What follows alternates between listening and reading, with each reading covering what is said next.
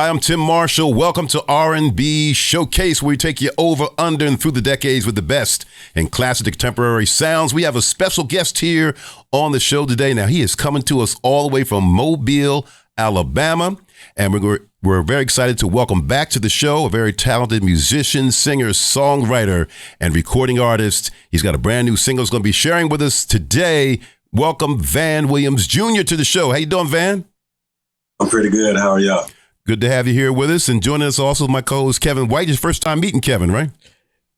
Yeah, virtually. Yeah, face to face. I'm talking about for our television show. Yes, indeed. Yeah. So you guys were friends on Facebook or something? Yes. Yeah. Well, thanks for joining us here today, and I know you have a new single to share with us here today. But why don't we talk a little bit about your influences? Kevin and I were listening to your music before you came on today, and Kevin had a couple things he wanted to point out about your sound today, Kev. Yeah, we were actually listening to your cover of Change Is Gonna Come.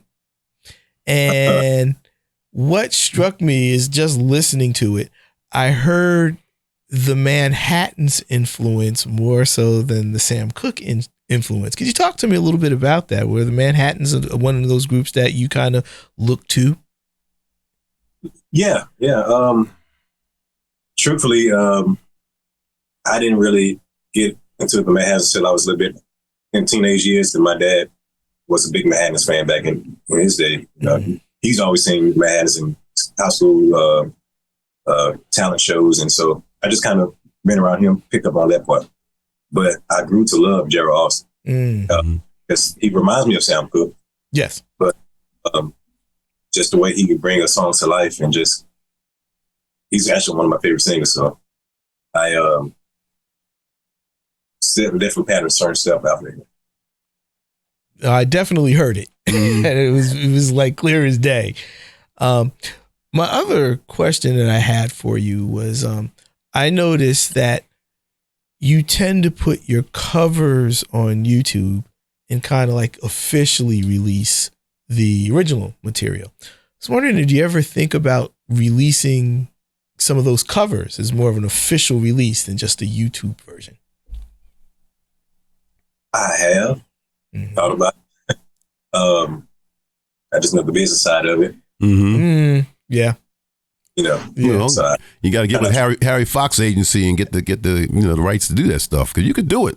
You can get that stuff on out there, and I think the stuff is good enough. To the public would love to hear your renditions. You do such a fantastic job on some of those songs. We heard the Sam Cooke song. You did some of the things from the Temptations, the Eddie Kendrick sound, and Two Sides of Love. I think is fantastic, as well as the Dream Come True, wasn't it? That you did by the Temptations. Also another Eddie Leeds. Now, talking about your influences, are some of the artists that influenced you to become a singer? Oh yeah, I can name a lot, but the basic ones really are just, like I said, all of the Temptations, and Sam Cooke. I love Marvin Gaye. Okay. This is going to be a little different, believe it or not, but one of my favorite singers is actually Bobby Blue Bland too. Okay. Well, yeah. That blues. Now you from that, that's the South, right? Down there in Mobile, Alabama. So, I'm not surprised to hear that, And we all right. Yeah.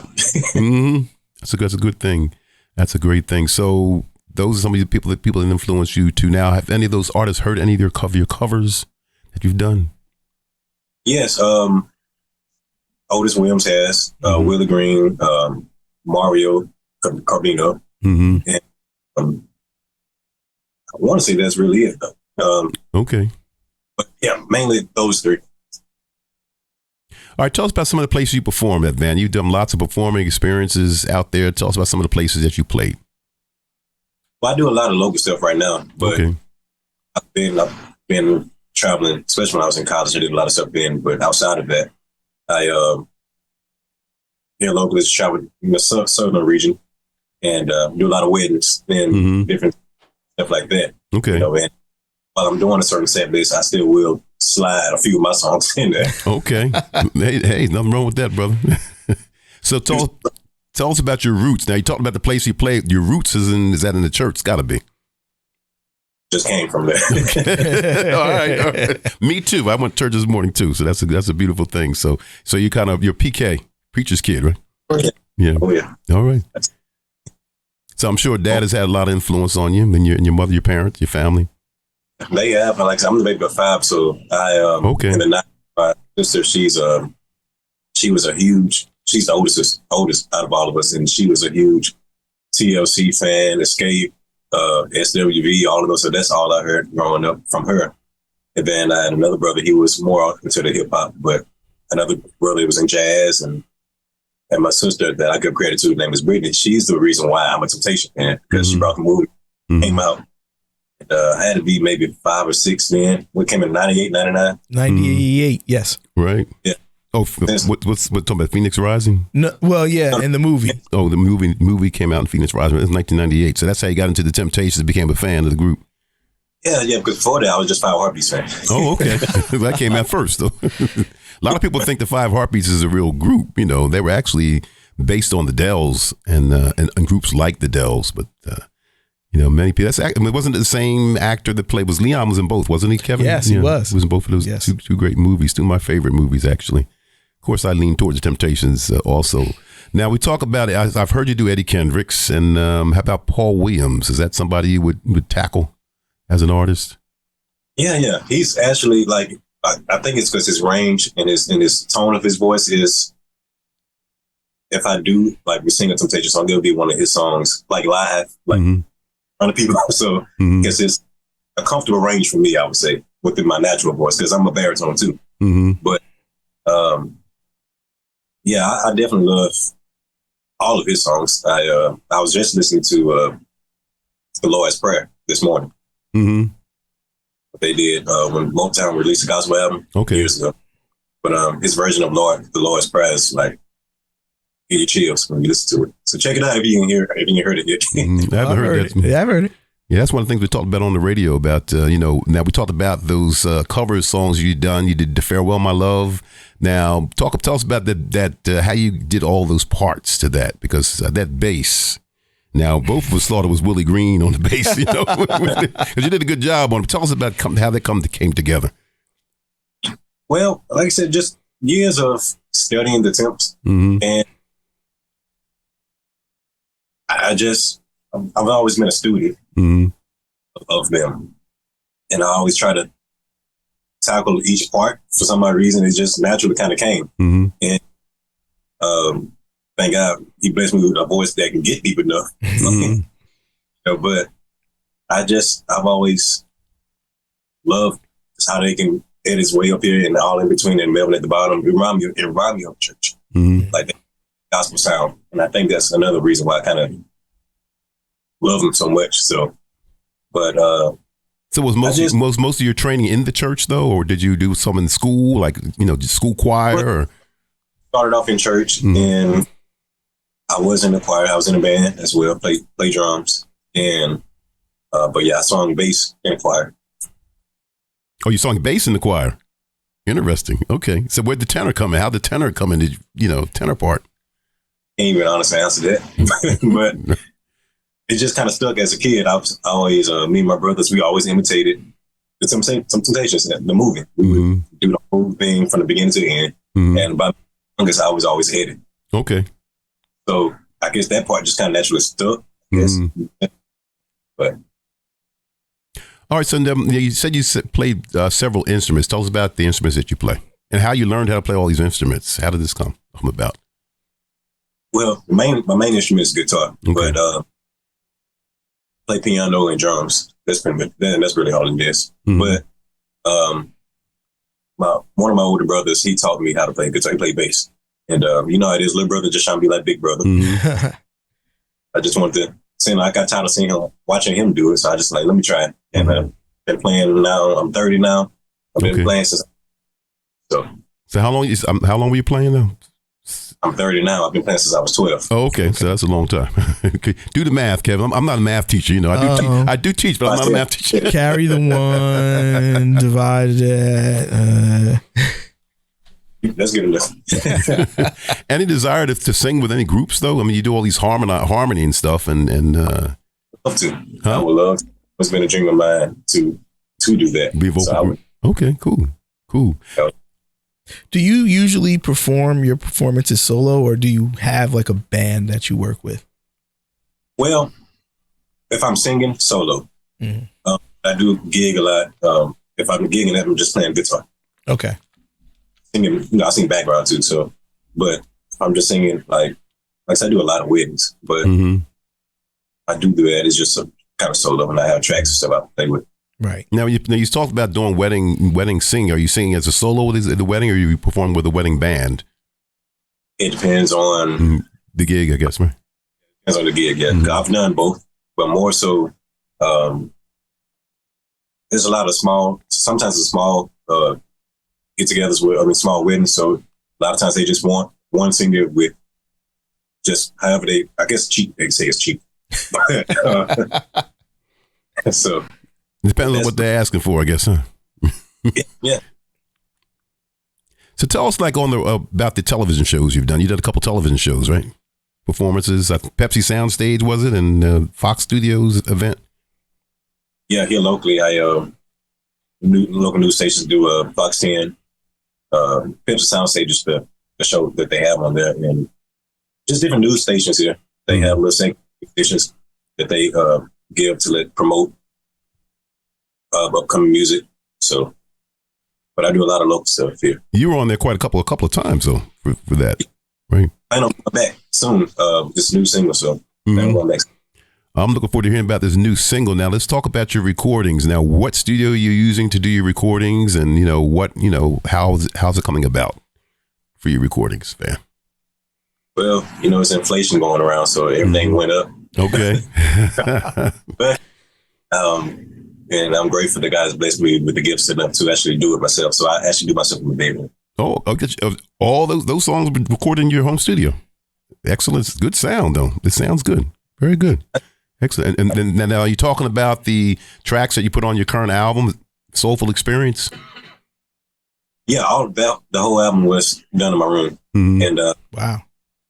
And the one that I'll be doing today too, that was too. But now, are you working on a new album? Is that Soulful Experience your first album that you've had?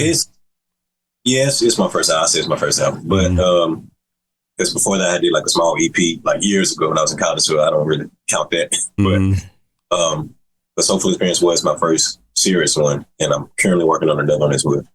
Now, You Are Enough. Now, is that going to be on the new album that you're doing together? You have a couple of tracks that you sent us to. You Are Enough was another track that you did. Wasn't there one upbeat song and one slower song? Love Yourself. That was on the Soulful Experience. Oh, okay. Which one is on Soulful Experience? Love Yourself. Oh, Love Yourself. Love Yourself. That was the up-tempo track. So that's kind of like a dance, has more of a different dance kind of a sound to it. Yeah. That's a good thing. So how would you describe your sound, your style of music? I don't know. A bit of a thing because I love all types of music and I always try all of my desires, I would say, and interests in like one song. I always try to cram it in. It seemed like in one song. Yeah, some jazz, maybe some funk or some gospel or whatever you want to call it. So that's why I like Motown music too, because I listen to a lot of their certain songs. You like the drums, you think it should be this way, but it's this way. Then you have the strings on top of it, then you have the horns coming doing different things. Like I just always love that. So I think about how that came together, though. If you think of, and Kevin, you can contest it, as Motown, when they put that music out, a lot of times they'd have the alternative versions or alternate takes, but the ones that made it on the album were the ones, seemed like they were the ones that were supposed to be there. Doesn't it appear to you, Kevin, the same way? Oh, yeah. And it really was. I mean, the whole engineering department where they actually had car speakers in there, to get that perfect sound for that single that was going to go out there. Oh, yeah. They knew what they were doing. It was all intentional. But Van, you actually just made a point there that I wanted to kind of touch on. You talked about all these influences that you have and sometimes feeling like you're trying to squeeze them all into one song. When it comes to creating music, How do you navigate that? I mean, there must be times when you have to self-edit or just kind of decide, where am I going to go with this? Because I can't put all my influences into one track. How do you navigate that? Well, you definitely, you definitely cannot. It's hard because my mind is always thinking of new ideas and new things and what can I do to be different or sound different. But at the same time, it's really tough because I love strings, I love horns, I love drums. I mean, I love it all. So, and I know every song don't require that. Mm-hmm. But I definitely, the process when we making songs is really hard because I have like 20 different versions of one song before I actually decide on the final one, if that makes sense. Oh yeah, definitely. Have you ever kind of listened to a song and even said to yourself, I really like this part, but I need to take it off or anything like that? Oh yeah. Like with Love Yourself. I listen to it to this day. There's certain, I promise you, there's a lot of stuff I'm like, I probably should have did it a little. Aren't we our own worst critic? Oh yeah, man, bad, real bad. So, but that's kind of what it is for me. Like I try not to overwhelm myself with the thoughts and the ideas that I have for a song, and just kind of piece by piece put it together. What comes first for you for your original material? Are you more of a lyrics first guy, music first guy? How do you go about putting that all together? It depends. Mostly I orchestrate the music first. Okay. But it depends. Like I can be riding down the street and just get an idea for a song, and I would either write the title down or a little voice memo, or just kind of do a little sample, then put them through that and build around it. Or sometimes I would have a beat or just a rhythm in my head, and I'll same thing, voice memo, just record it temporarily until I can actually sit down and put it all together. So it just depends. Right. Cool. Well, I ask young people about this all the time, because you talked about Motown and the Philadelphia sound and Sam Cooke and all these classic artists. Why?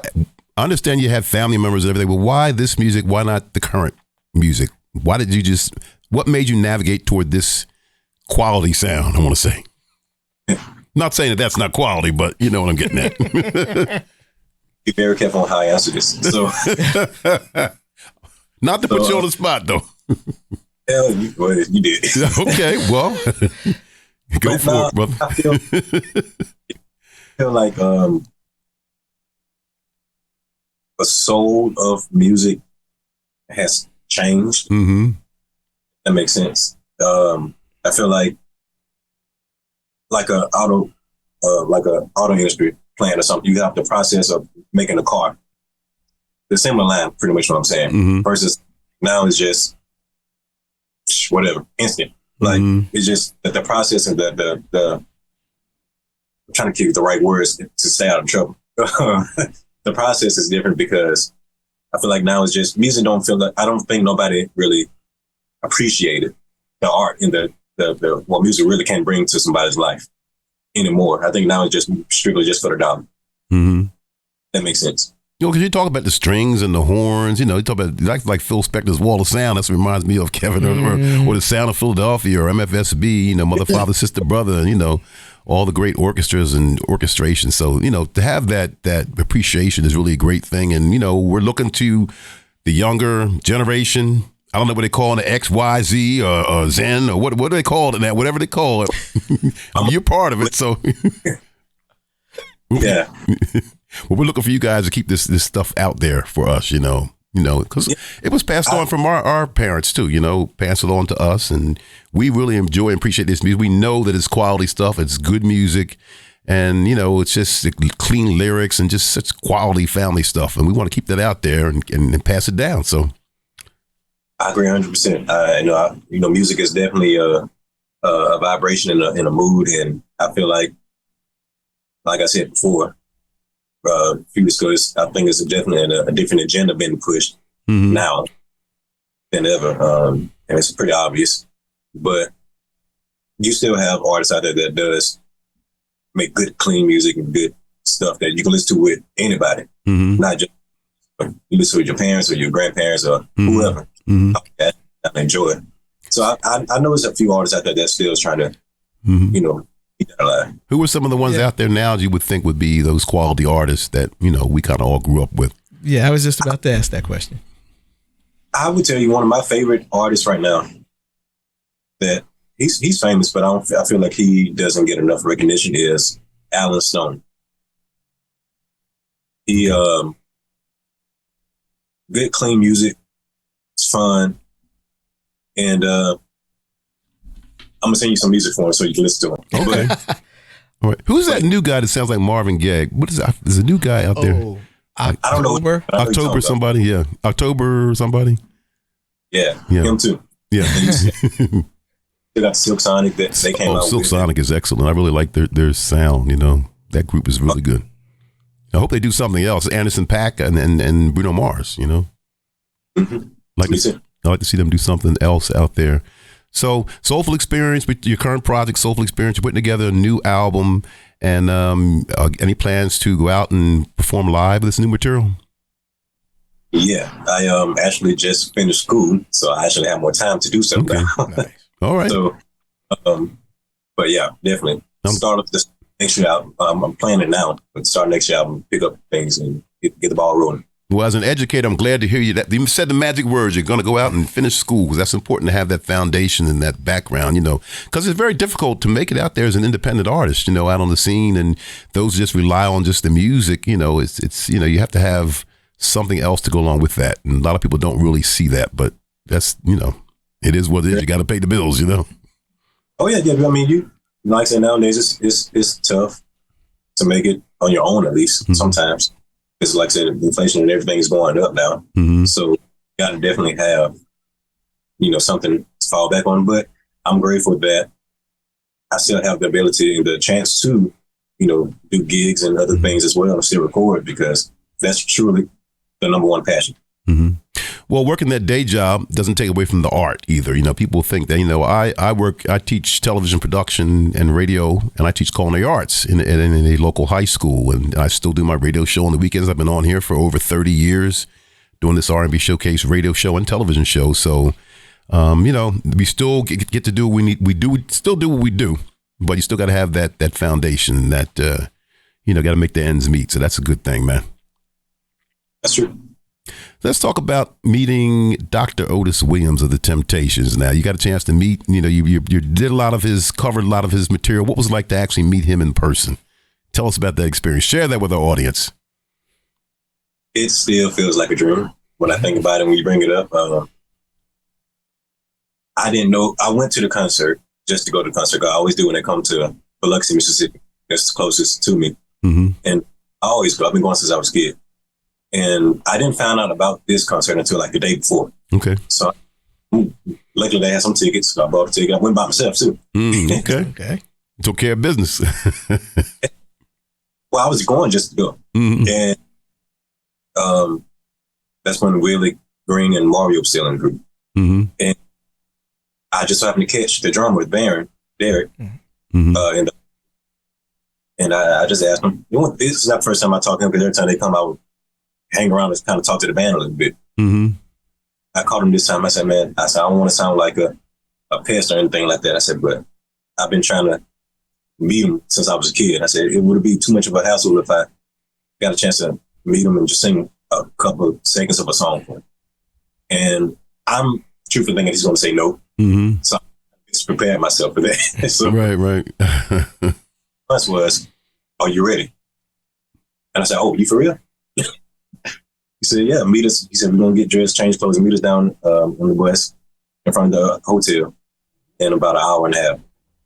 And I would tell you that was the longest hour and a half. I'm walking, I didn't sit down one time. I'm walking back and forth and just all nerves everywhere. And I seen, rest in peace, Billy Balance. He was the first person I talked to. Mm-hmm. Good man. Yep. The whole crew, the band that was all on there, the manager, Derek. Mm-hmm. And I heard him talking in the back of the bus. He was talking about the light was too bright. But I heard him talking, and I'm thinking to myself, that's him for real. So I finally got back there, and if you ever looked at the video, you would notice that I paused for a long second before I started singing, because two reasons. I didn't know what song I was going to pick. Mm-hmm. And I just think the words can come out. Okay. It was a dream come true, like I said. And to this day, it still feels like it's not real. What made you select that song that you selected, though? That was a different one. It wasn't My Girl or anything like that. It was a different one of the different tracks that they don't perform too much. So tell us about the song you selected for that audition, I guess you could say.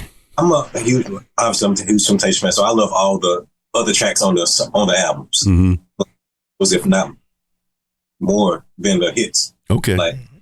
So, but at that particular time, that was actually one of my favorite songs. But at the particular time, I was going through a breakup, divorce, and it was fresh. Mm-hmm. And so that's what the song was kind of like already in my spirit, so to say. Mm-hmm.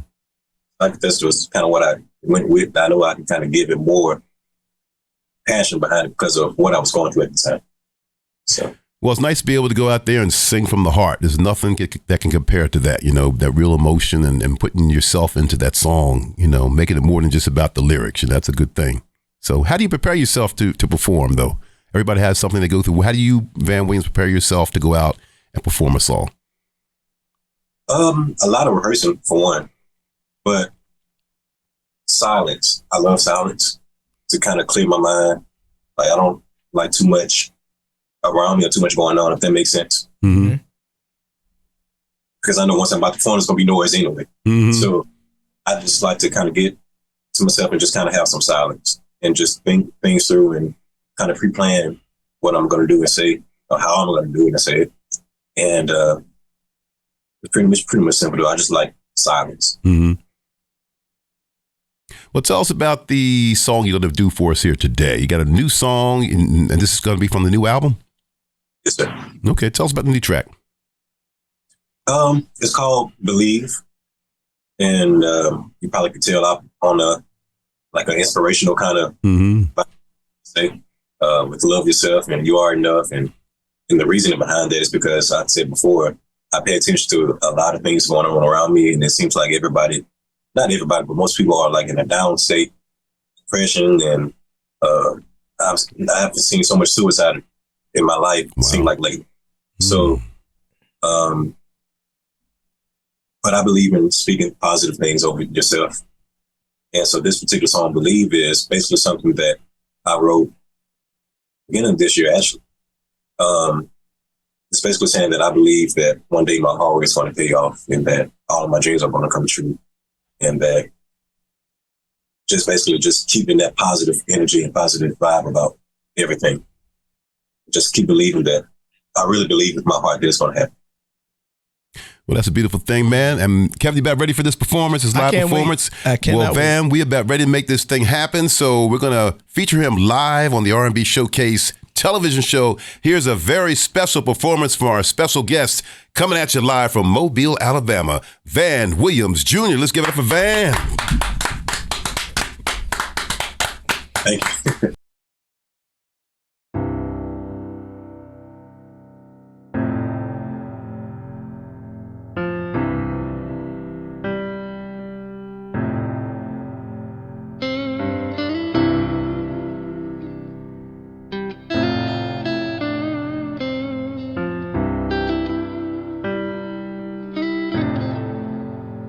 I believe that one day my hard work will pay off, and I believe that one day I will reach the top. I believe that my dreams are finally here. I can feel it on the inside, loud and clear. I believe that my dreams are finally here. I can feel it on the inside, loud and clear.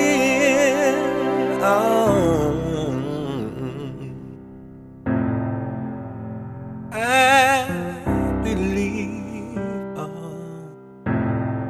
I believe.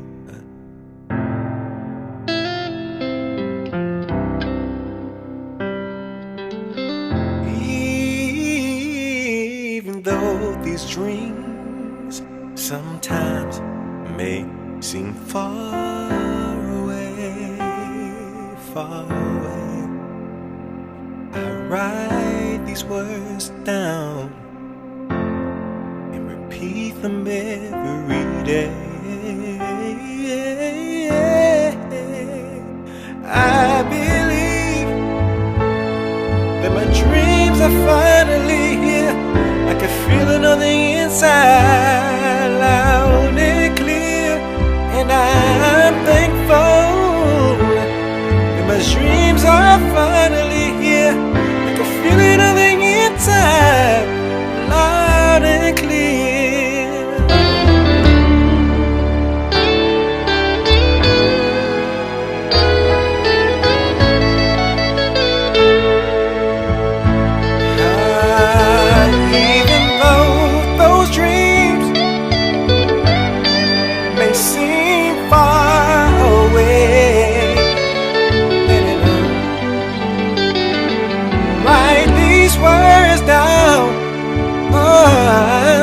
And repeat them every day. Listen to me. Say, I believe that my dreams are finally here. I can feel it on the inside, loud and clear.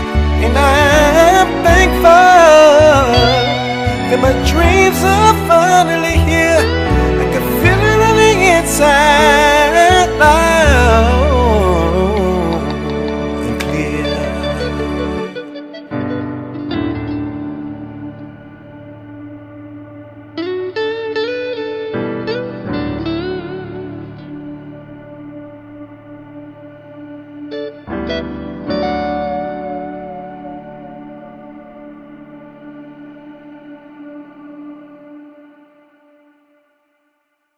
All right, let's give it up for Van Williams Jr. Yes. Woo. Yeah, man.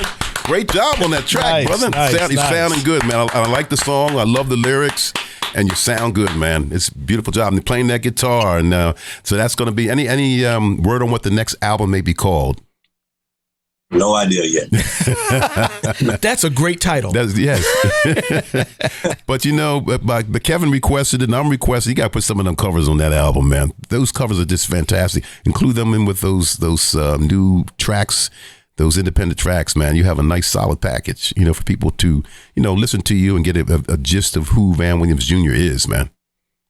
Yeah, I once I figure all that out, how to do it, and make sure it's No, get the business straight. But listen, reach out, brother. We'll stay in touch and we'll talk about it. And because I look forward to playing some of the stuff on the radio, But Van, I appreciate you taking your time here today to spend time with us, to share your new music, and you're always welcome on the R&B Showcase. And please make sure that you say hello to your beautiful family and your mother and your father, and then thank them for us. Okay? Yes, sir. I appreciate all of y'all. All right. Thank you, Van. Kevin White, our co-host on the show. Yes, sir. Yes, sir. So we're going to get ready to go on the radio now. Okay, let's do it. You know that. All right, brother. So thank you for being here today, Kevin. And thank you again, Van Williams Jr. And I'm Tim Marshall. And I want to thank you for joining us for R&B Showcase Live.